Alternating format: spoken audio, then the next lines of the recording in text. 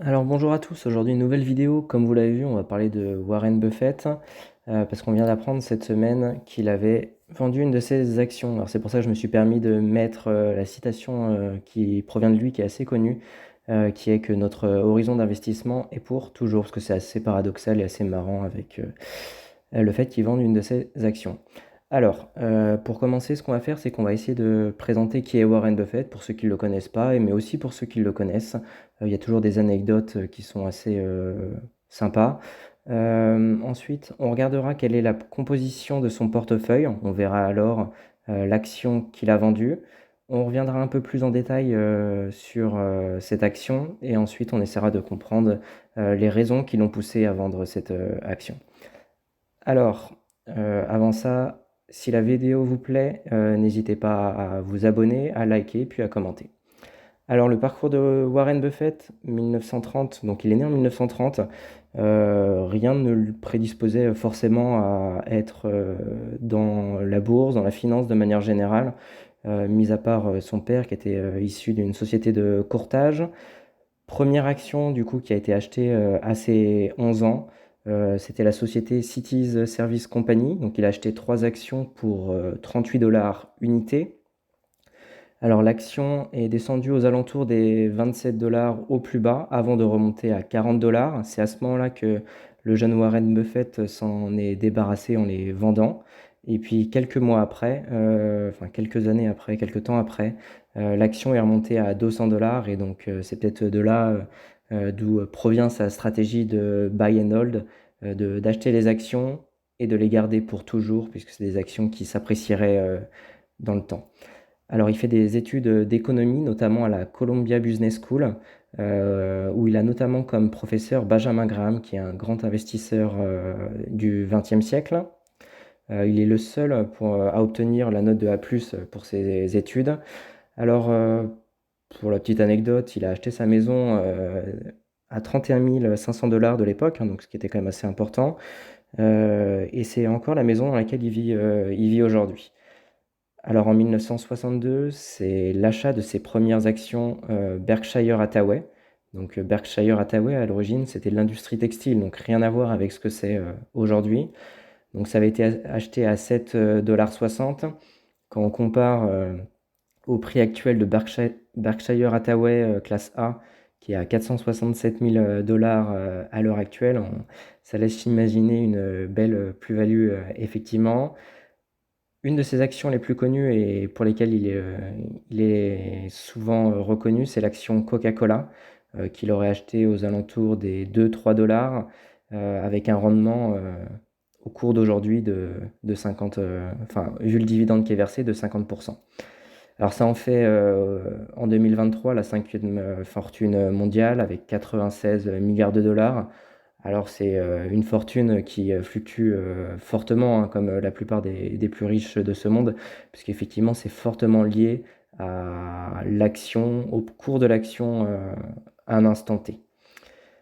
Alors maintenant son portefeuille, alors comment ça se fait qu'on puisse savoir quelle est exactement la composition de son portefeuille?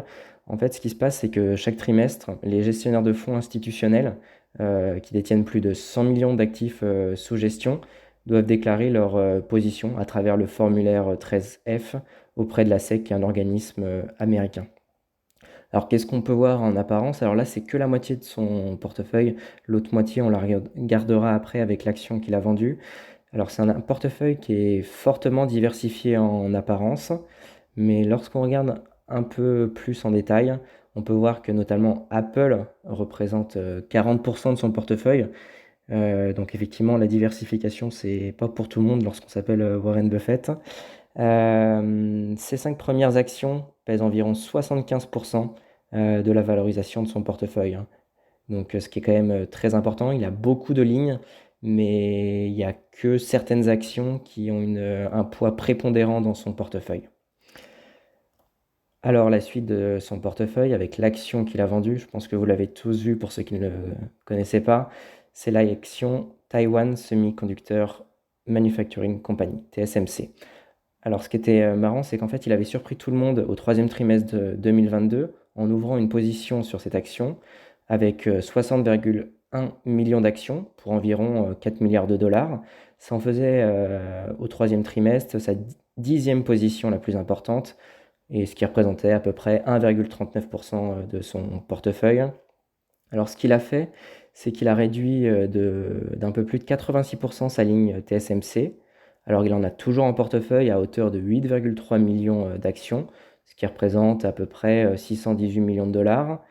Ce qu'on peut voir, c'est qu'il a pu faire une belle plus-value parce que son prix d'achat moyen, donc il est renseigné dans le formulaire 13F, donc c'est 74,49 dollars. Le prix de revente et du coup la plus-value est exacte, on ne peut pas la connaître parce que ça ne nous a pas été divulgué, parce qu'en fait c'est juste le portefeuille à l'issue du quatrième trimestre. On ne sait pas à quel cours l'action a été vendue. Tout ce qu'on peut comparer, c'est au cours actuel qui est de 90,10 dollars au 19 février 2023, donc ce qui représente une belle plus-value.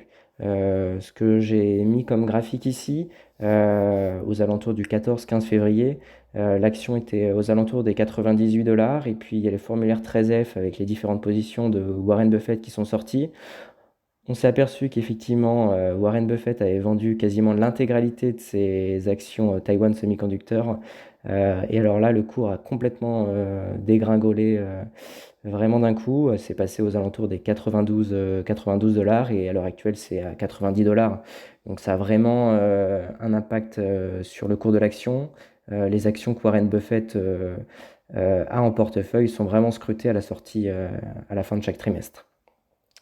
Donc maintenant, l'action Taiwan Semiconductor Manufacturing Company, pour ceux qui ne la connaissent pas, c'est le géant des semi-conducteurs avec ses fonderies. Comme on peut le voir, c'était le géant en 2020, mais de très loin. Derrière, il y avait notamment Samsung Electronics. On peut d'ailleurs voir qu'il n'y a aucune compagnie européenne, hein, parmi les géants des semi-conducteurs, parmi les principaux du moins. Il y en a d'autres en Europe, bien sûr. Ce qu'on peut voir, c'est qu'effectivement, en 2021, le chiffre d'affaires de ces fonderies a augmenté pour toutes les sociétés, mais que Taiwan Semiconductor a réussi à agrandir encore plus son avance sur les autres sociétés.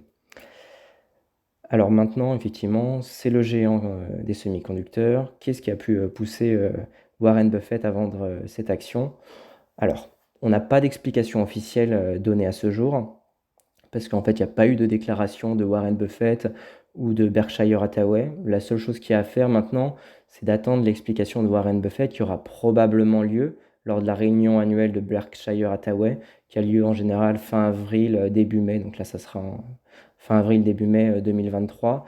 Donc à partir de maintenant, ce sont que des suppositions et on ne peut qu'attendre les réponses qu'il y aura lors de cette réunion. Alors, tout ce qu'on peut dire déjà, c'est ce qu'on a vu tout à l'heure, c'est qu'il y a une belle plus-value qui a pu être actée avec un prix d'achat moyen d'un peu moins de 75 dollars et un prix actuel, donc on ne connaît pas exactement le prix de revente, mais qui est probablement aux alentours des 90-95 dollars. Peut-être que la principale raison pour laquelle cette action a été revendue, c'est le conflit géopolitique entre Taïwan et la Chine.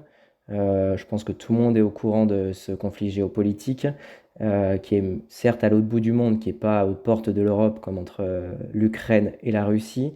La Chine veut effectivement annexer Taïwan à son territoire.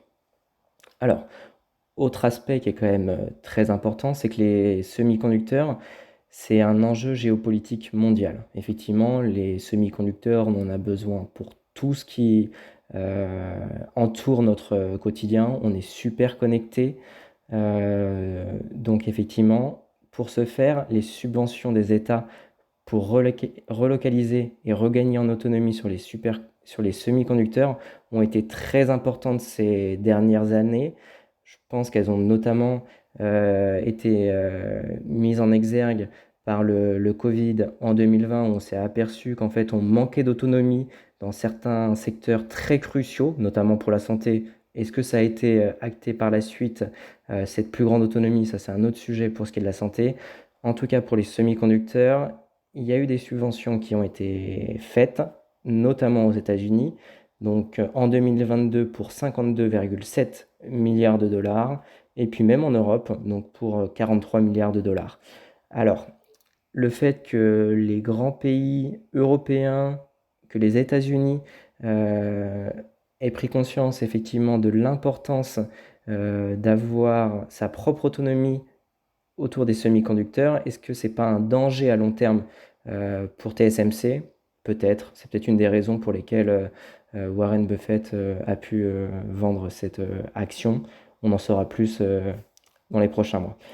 Alors, autre point qui est beaucoup plus factuel cette fois-ci, c'est des prévisions qui sont moins bonnes pour les bénéfices en 2023. Alors, ce ne sont que des estimations, mais ce qu'on peut voir, c'est qu'en fait, il y avait un bénéfice par action qui était de 6,6 dollars en 2022 et il est prévu en légère baisse en 2023 à 5,6 dollars, 56 dollars pardon, en moyenne en 2023.